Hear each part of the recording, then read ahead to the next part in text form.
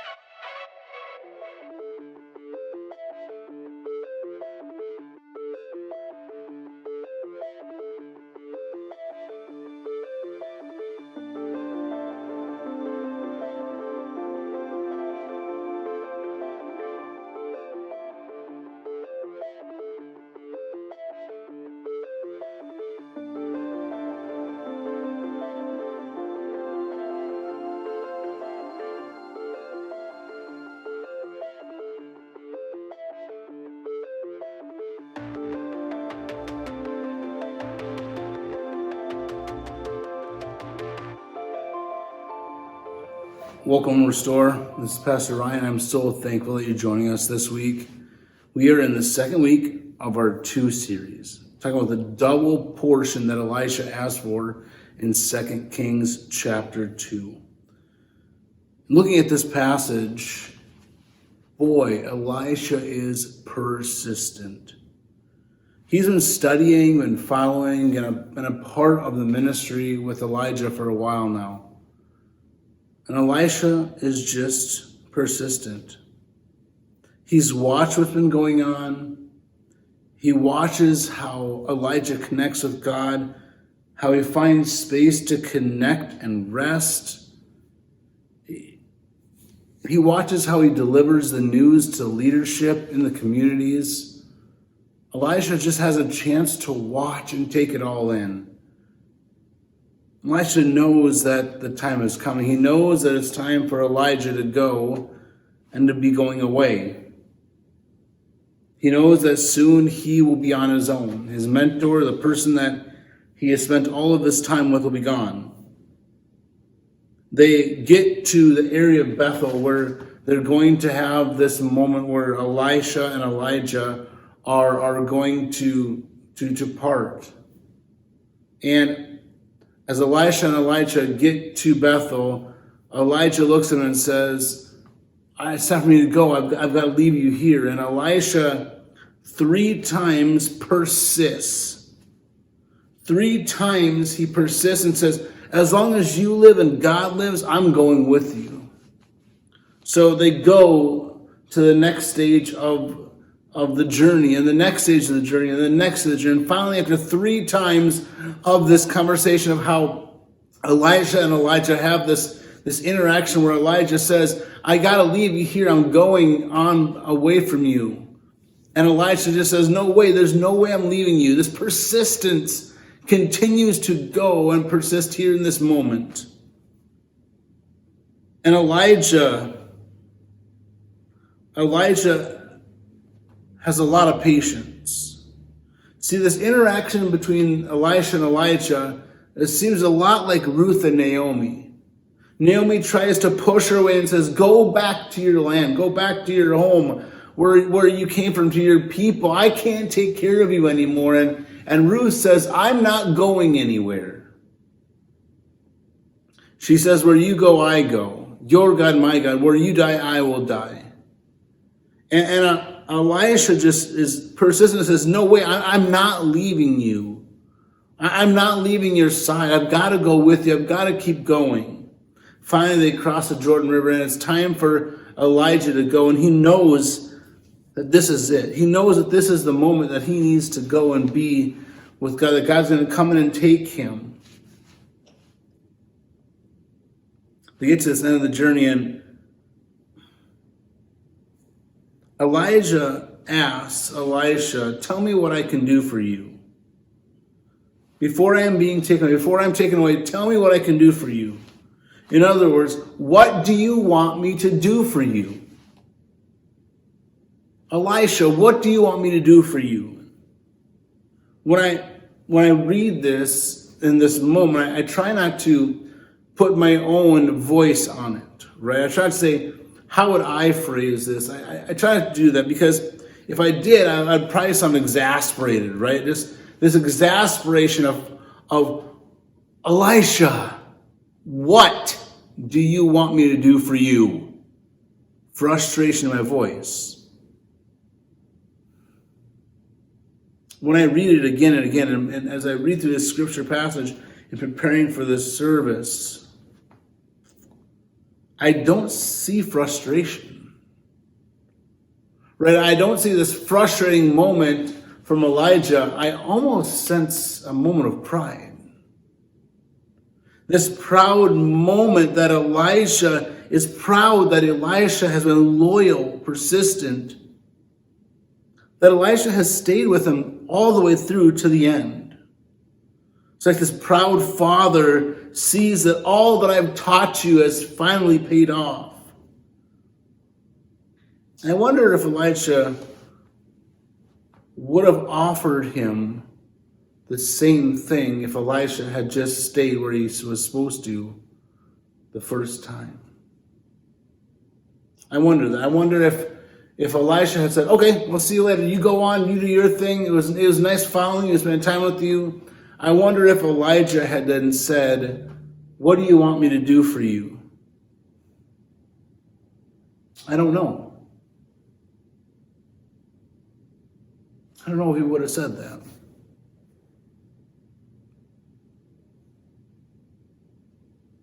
When we had the derecho hit our house and we had to move everything out, we went from a 3-bedroom house down to a 2-bedroom apartment that was very small.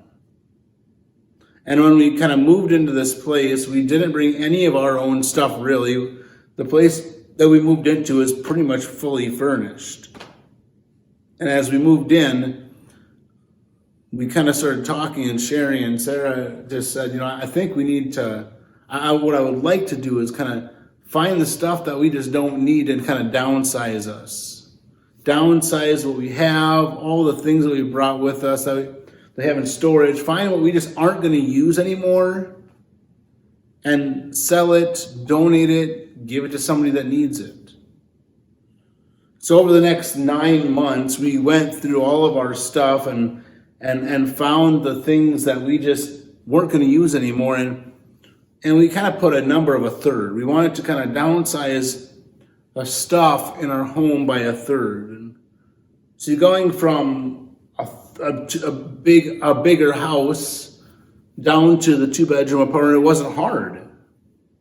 It wasn't hard to find things that, one, didn't fit where we were at, and two, realizing this is stuff that we could do without.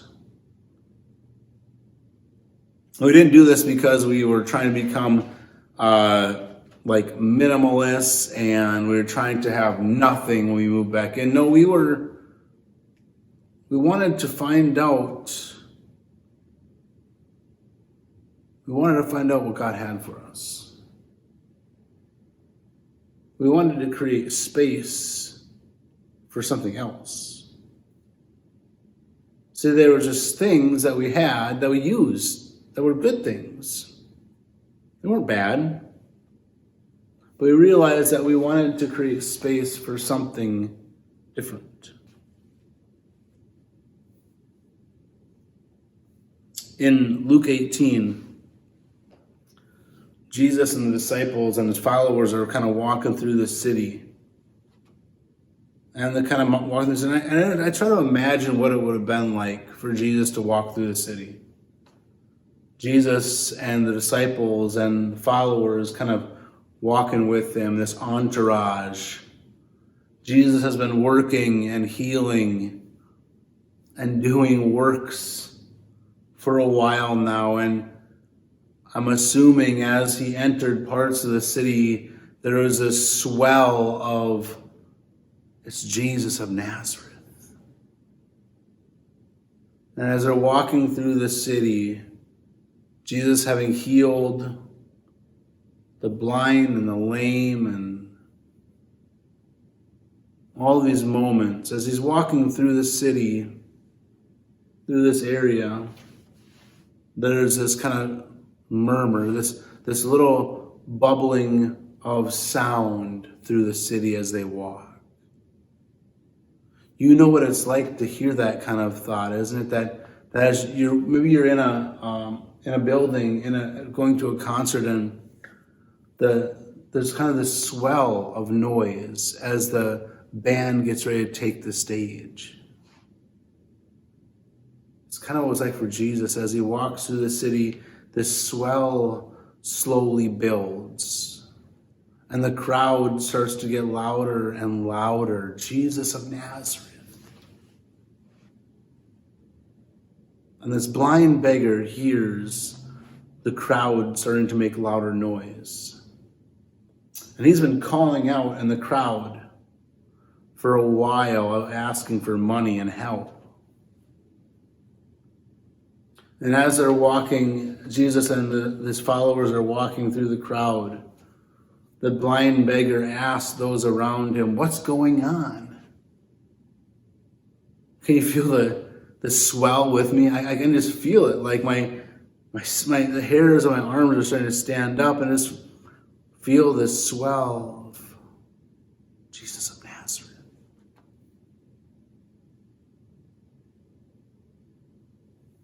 And the blind man realizes what's going on. Jesus of Nazareth is coming.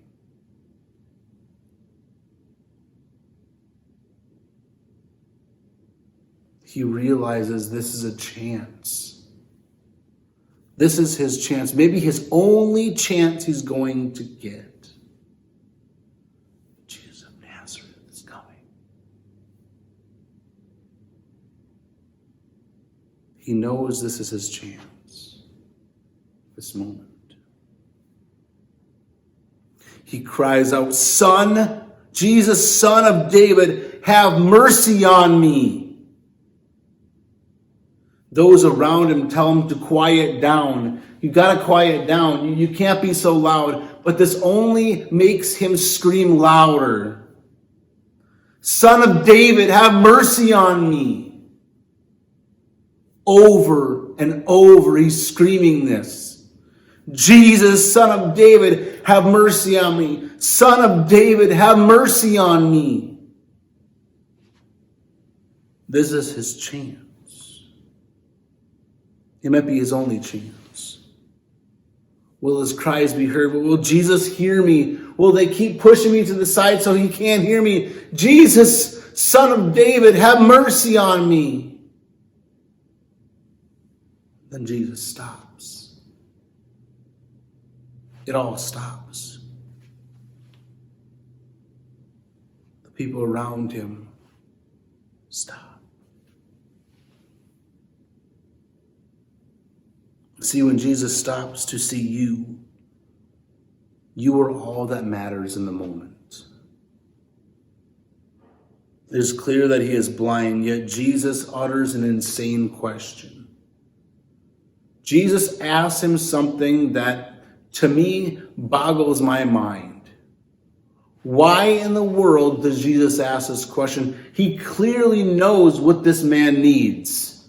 He needs to see Jesus.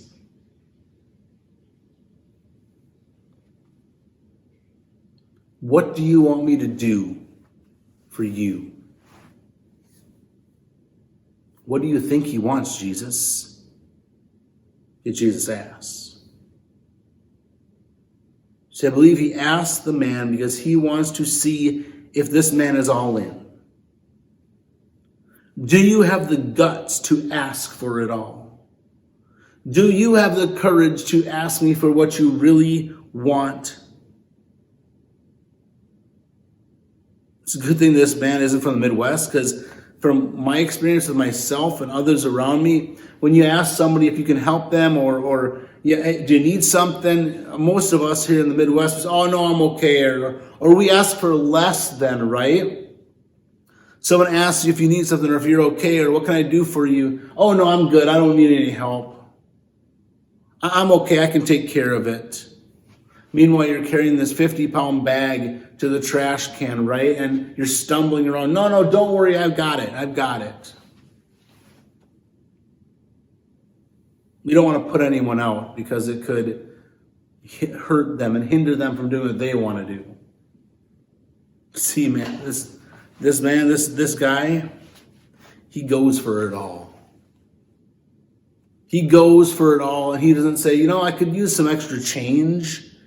I could use a really nice mat, Jesus. Could you send one of your disciples to go get me a new mat to sit on? See, he knows what he wants. He asks for it all. He says, Lord, I want to see. See, when we were downsizing our home and kind of getting rid of things in our storage unit that we just didn't need anymore. We wanted to create space, more availability for what God had. It was not about creating space and get rid of things so that we could buy bigger and better things.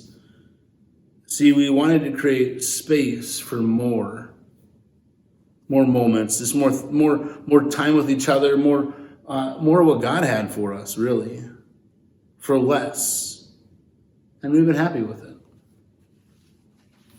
See, Elisha, when he first started to follow Elijah, he burned it all down. He was out in the field with his oxen and his cart, and he was plowing his field, and Elijah came and called him, and rather than just leave it there or bringing it home, right? What he did was he killed the oxen, he killed the cow, and he killed them, and he busted down everything, and he burned it, and he cooked stuff, and then he fed the community. You see, he was making sure in one way that there was nothing for him to go back to. But he was also getting rid of the things that he didn't need anymore so he can create space for what God had for him. I wonder where we need to clean. I wonder what would happen if we asked God to remove things. I wonder sometimes if there's a reason God hasn't given us a double portion blessing that he has for us. I wonder if there's things in our lives, in your life, in my life, that we need to have removed and healed. To clean places in our hearts and our lives. To remove the language we use off the cuff. If that, he needs to remove just the images and the thoughts that we've consumed from our phones, computers, and TVs, that God is like, that needs to go. I need to remove the stuff in your life. If you want the double portion, if you want the things that I have for you, we need to clean this out.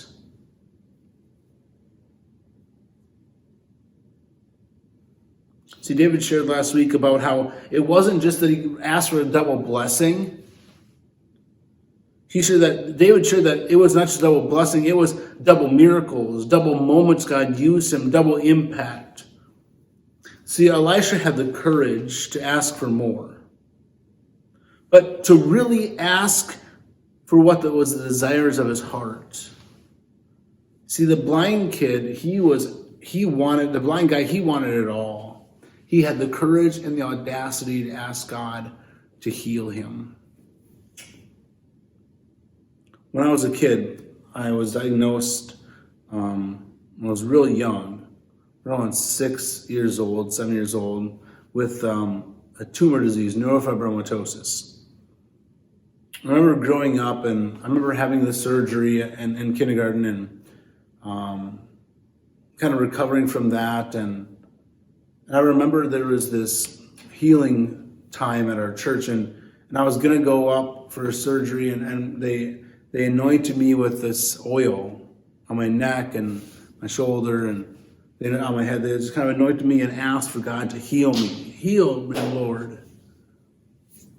And I remember not being healed.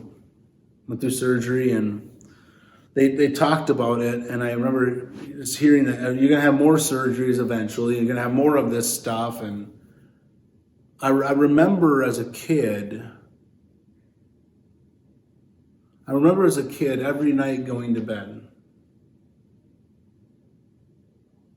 Every single night I would go to bed, and I would pray that God would heal me of my tumors. See, I had read stories in the Bible and heard stories from the Bible and stories from real life of how God just came down and healed people of their sicknesses, of cancer. And I remember as a kid every night saying, God, would you please heal me of my tumors? I remember waking up.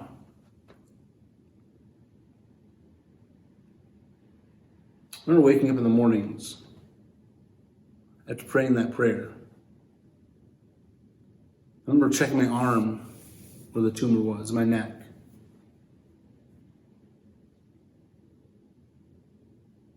And it still being there. I remember wondering why God chose not to heal me. I remember praying day after day the same prayer. God, heal me. Waking up, checking my neck and shoulder, and it still being there. Days turned into weeks, weeks turned into months, months turned into years. Eventually I was so angry at God, angry at God for not healing me. Why not me? Eventually I gave up praying for it. I would pray every now and then, maybe like once a month or so. I'd pray that God would heal me. Wake up, still there. I wonder if that's the way the blind man felt when he would go to the prophets or the priests for healing, I wonder if he ever felt abandoned and alone. Towards the end of my high school, I don't remember my junior or senior year. I remember hearing a story. And there was a story about this pool that was a healing pool, and people that were sick with leprosy or whatever ailments, they would lay by the pool. And an angel would come every once in a while, like once a year, and would stir the pool. And once he stirred the pool, first people in, the very first ones in would be healed. And there was a physician that would come by the pool and lay there. And one day while he was there, the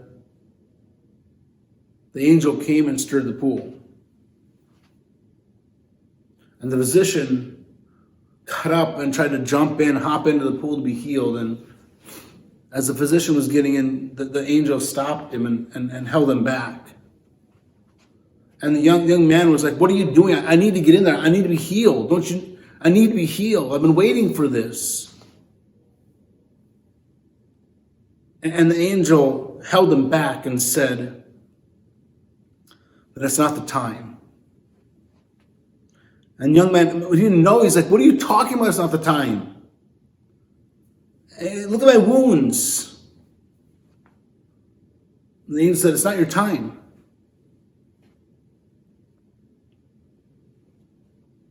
He said that in your wounds,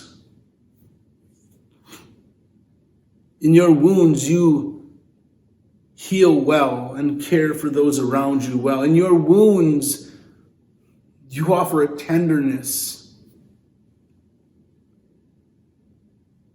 It's not your time. In love service, only wounded soldiers can heal. I remember reading that story and feeling in that moment that God was speaking directly to me and said, "Ryan, it is not your time." I remember crying and begging God that this was my time, that you could heal me. Think of all the stories and the people that I could impact for you. Just think of all the good I could do. But it kept coming back, "Ryan, it is not your time." I remember just feeling so dejected, so sad. So I asked God, if you are not going to heal my tumors, then you're going to have to give me extra grace and strength to live with this. Because if you're not going to heal me, if you're not going to take these from me, then you need to give me the grace and the strength to endure these moments, to walk with you.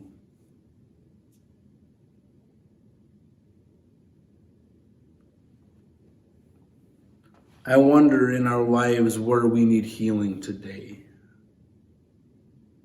That if we looked down deep and found places that God had not been to in an awful long time, maybe there are spots to clean and heal. Maybe there are things that God needs to come and kind of dig out of us.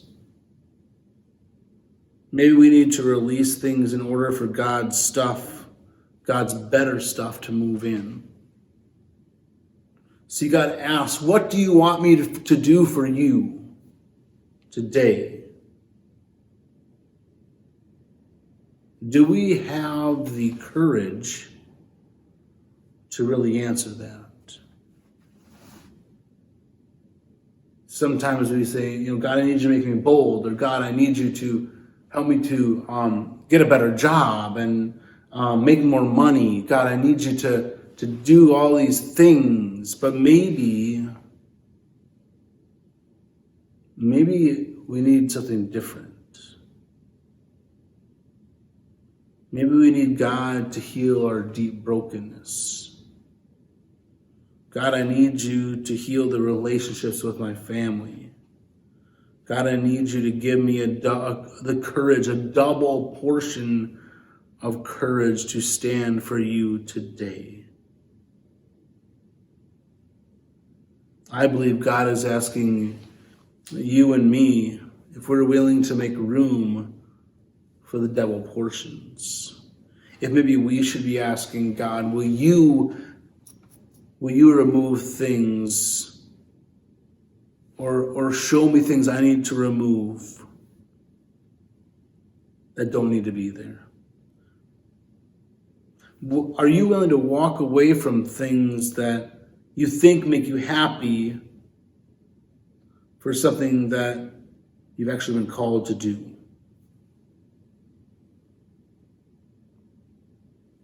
See, I believe that God not only is asking us, what do you want me to do for you? Maybe we need to turn and say, God, what can I do? Maybe God says, you know what? I have this double portion of blessing ready for you, but there are things in your life I need you to clear out.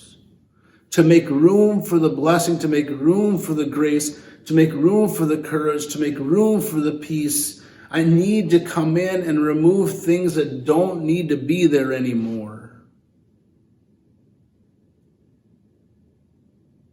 We hear too often in our society, as long as you're happy, do it.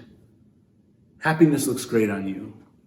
Just be happy. As long as you're happy, that's all that matters. What happened if we turned to God and said, what can I do for you? What can I remove? What can I clear out? What can I move to make space for you? What can you remove from me to make space for what you have?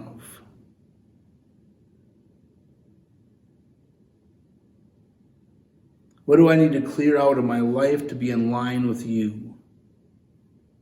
So that when the desires of my heart align with the desires of your heart, God, that I'm ready for the double blessing, the double portion, the double grace, mercy, hope, love, justice. That when God fills us with that, it just overflows into everyone else. Albert Tate says, you see, God loves us so much that he has no problem hurting our feelings. See, God will rescue our souls at the risk of hurting our feelings, because feelings can be restored, but our souls can be lost. God wants to break things in our lives and fix things in our lives and remove things in our lives to make room for his blessing, to make room for his grace. So when we say, God, when God calls us, says, what do you want me to do for you? We can honestly ask, God, I just want your blessing. I want all that you have.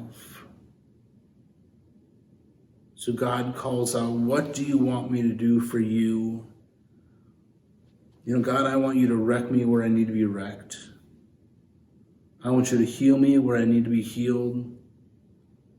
I want you to clean me where I need to be cleaned. I want all of you and less of me. See, my entire life I had been praying and praying and praying that God would heal me. As some of you know, I've been going through a chemo drug trial. It's not the way I expected to be healed. See, I expected God just to come in and remove the tumors and they would be gone, and I'd wake up and I'd be just no tumor Ryan, right? That's like the better version of me, I guess, is the no tumor Ryan. It's not the way I expected to be healed. But through this last almost 3 months of hard days of this drug trial, this chemo,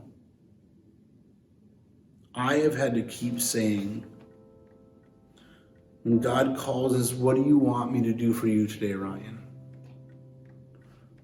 I've had to say, I want all of you and less of me. remove the parts, remove the things that don't need to be there. And I want more of you, whatever that is. If it's your grace, I want more. If it's your peace, I want more. If it's your love, I want more. If it's your justice, I want more. So today, will you have the courage? Will you have the courage to answer what God really has pressed on your heart? What do you want me to do for you?